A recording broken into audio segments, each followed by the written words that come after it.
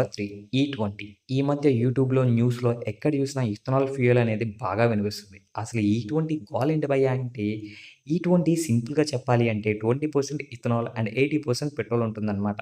దీన్ని ఈ20 అంటారు. ఈ ఈ20 ఇష్యూ పక్కన పెడితే ఇందులో ప్రోస్ అండ్ కాన్స్ చూద్దాం. ముందుగా pros agriculture development. Agriculture development అని ఎందుకంటున్నా అంటే, ఈ ఇథనాల్ అనేది షుగర్ కేన్, కార్న్, మొలాసెస్ నుంచి బయటికి తీస్తారు.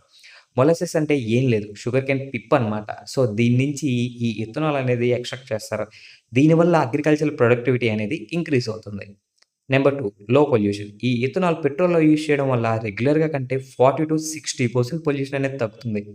Number 3 trading of petrol. సింపుల్‌గా చెప్పాలి అంటే బయట కంట్రీస్ నుంచి ఫ్యూయల్ రేట్ తగ్గుతుంది. ఎందుకంటే మన దగ్గర ఇథనాల్ ఓన్ ప్రొడక్షన్ ఉంది కాబట్టి. కాయిన్‌కి 2 సైడ్స్ ఉన్నట్లే దీనికి కూడా 2 సైడ్స్ ఉన్నాయి. The cons.